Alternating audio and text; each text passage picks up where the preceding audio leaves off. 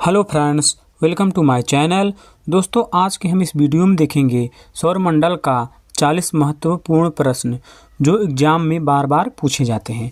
और दोस्तों, यदि आप सब हमारे चैनल पे पहली बार आए हैं तो हमारे चैनल को सब्सक्राइब करें, लाइक करें और दोस्तों में शेयर करें। चलिए दोस्तों, हम देखते हैं पहला प्रश्न। पहला प्रश्न है, ओजोन परत किस मंडल में पाई जाती है? तो दोस्तों, ओजोन परत किस मंडल में पाई जाती है? समताप मंडल में। यानी कि दोस्तों, इस प्रश्न का राइट आंसर हो जाएगा ऑप्शन बी, समताप मंडल। अगला प्रश्न है, पृथ्वी के सबसे करीब स्थित मंडल है? तो दोस्तों, पृथ्वी के सबसे करीब स्थित मंडल कौन सा है? क्षोभ मंडल। दोस्तों, यानी कि इस प्रश्न का राइट आंसर हो जाएगा ऑप्शन ए, क्षोभ मंडल। अगला प्रश्न है, सूर्य का निकटतम ग्रह है? तो दोस्तों, सूर्य के सबसे नज़दीक कौन सा ग्रह है? बुध ग्रह है। यानी कि इस प्रश्न का राइट आंसर हो जाएगा ऑप्शन ए, बुध। अगला प्रश्न है, सूर्य से सर्वाधिक दूर स्थित ग्रह है?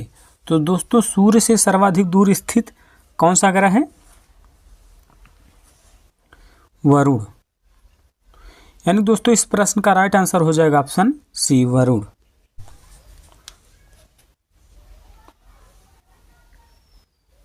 अगला प्रश्न है दोस्तों, सौर मंडल में कौन सा अत्यधिक तीव्र चमकीला ग्रह है? तो कौन सा है दोस्तों?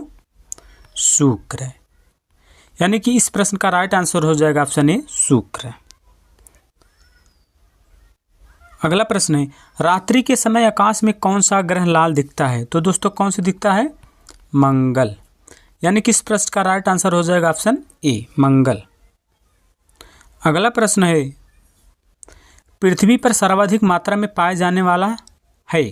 यानी कि दोस्तों, इसमें से कौन सा सबसे अधिक मात्रा में पृथ्वी पर पाया जाएगा?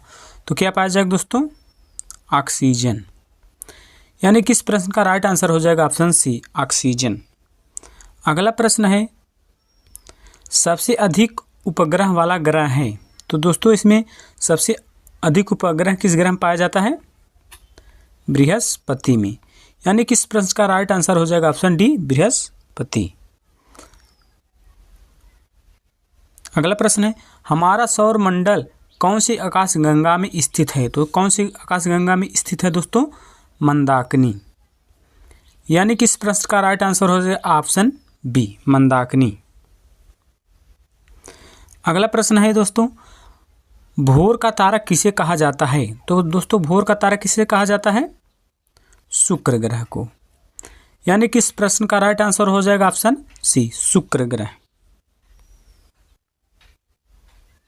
अगला प्रश्न है, आकाश में सबसे चमकदार तारा है? तो दोस्तों, आकाश में सबसे चमकदार तारा कौन सा है? साइरस। यानी कि इस प्रश्न का राइट आंसर हो जाएगा ऑप्शन डी। अगला प्रश्न है, बृहस्पति का अध्ययन करने वाला उपग्रह है? तो दोस्तों, बृहस्पति का अध्ययन करने वाला करने वाला उपग्रह है? यानी दोस्तों, कौन सा है?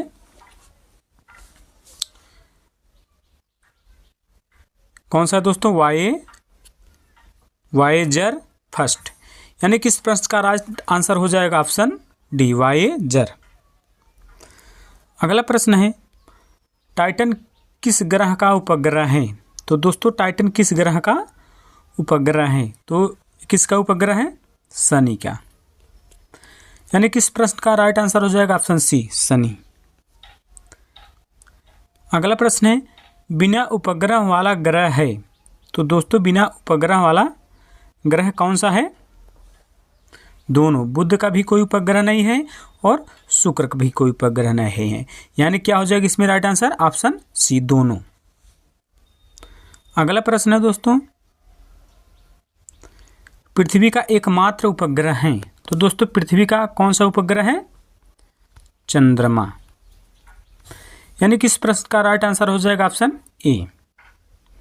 अगला प्रश्न है दोस्तों, अंतरिक्ष में तारा मंडलों की कुल संख्या है? तो दोस्तों, कितनी कुल संख्या है? 89। यानी कि इस प्रश्न का राइट आंसर हो जाएगा ऑप्शन ए, 89। अगला प्रश्न है, सूर्य के सबसे निकट का तारा है? दोस्तों सूर्य के सबसे निकट का तारा कौन सा है? Proxima Centauri. यानी कि इस प्रश्न का राइट आंसर हो जाएगा ऑप्शन ए, प्रॉक्सिमा सेंचुरी।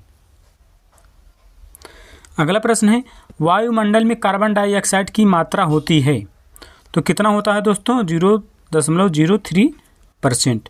यानी कि इस प्रश्न का राइट आंसर हो जाएगा ऑप्शन सी, 0.03%। अगला प्रश्न है वायुमंडल की सबसे ऊपरी परत है तो दोस्तों वायुमंडल की सबसे ऊपरी परत कौन सी होती है? बहिर्मंडल। यानी कि इस प्रश्न का राइट आंसर हो जाएगा ऑप्शन डी, बहिर्मंडल। अगला प्रश्न है चंद्रमा के प्रकाश को पृथ्वी पर आने में लगा समय। यानी कि दोस्तों चंद्रमा का प्रकाश पृथ्वी तक आने में कितना समय लेता है? कितना समय लेता है दोस्तों? 1.3 सेकेंड। यानी कि इस प्रश्न का राइट आंसर हो जाएगा ऑप्शन बी, 1.3 सेकेंड। अगला प्रश्न है चंद्रमा द्वारा पृथ्वी की परिक्रमा में लगा समय। यानी दोस्तों चंद्रमा पृथ्वी की एक परिक्रमा कितने दिन में कर लेती है? तो लगभग 27.3 दिन। यानी कि इस प्रश्न का राइट आंसर हो जाएगा ऑप्शन बी।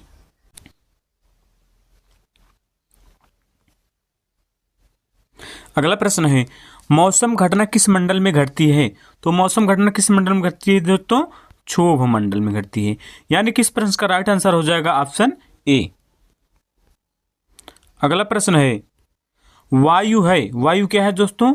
गैसों का मिश्रण। यानी वायु क्या है हमारा? गैसों का मिश्रण। यानी कि इस प्रश्न का राइट आंसर हो जाएगा ऑप्शन सी।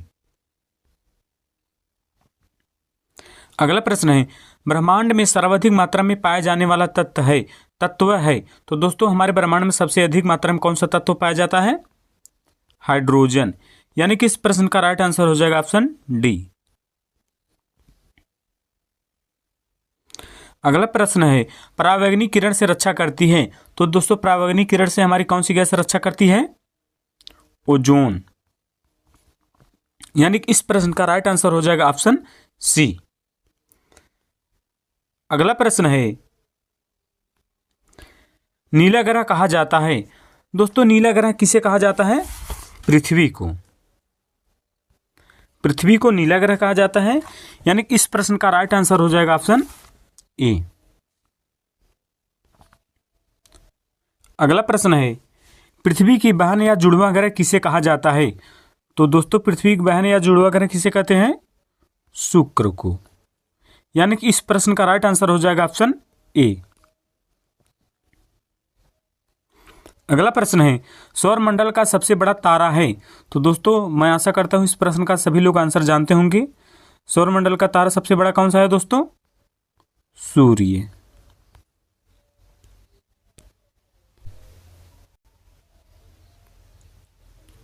अगला प्रश्न है सौर परिवार का सबसे ठंडा ग्रह कौन सा है? दोस्तों सौर परिवार का सबसे ठंडा ग्रह कौन सा है? नेपच्यून। यानी कि इस प्रश्न का राइट आंसर हो जाएगा ऑप्शन डी, नेपच्यून।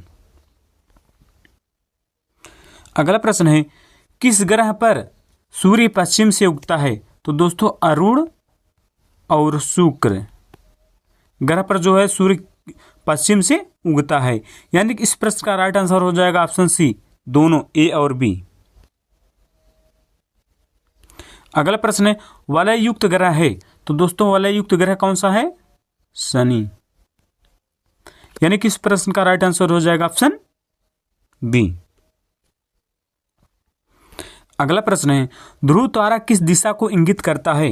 तो दोस्तों हमारा ध्रुव तारा किस दिशा को इंगित करता है? उत्तर दिशा को। यानी कि इस प्रश्न का राइट आंसर हो जाएगा ऑप्शन सी। अगला प्रश्न है तारों एवं सूर्य की ऊर्जा का स्रोत है। तारों एवं सूर्य की ऊर्जा का स्रोत कौन सा है दोस्तों? इसमें से नाभिकीय संलयन। कौन सा है दोस्तों? नाभिकीय संलयन। यानी कि इस प्रश्न का राइट आंसर हो जाएगा ऑप्शन ए। अगला प्रश्न है नेपच्यून की खोज किसने की? तो दोस्तों नेपच्यून की खोज किसने की? गैले ने की। गैले ने की। यानी कि इस प्रश्न का राइट आंसर हो जाएगा ऑप्शन ए।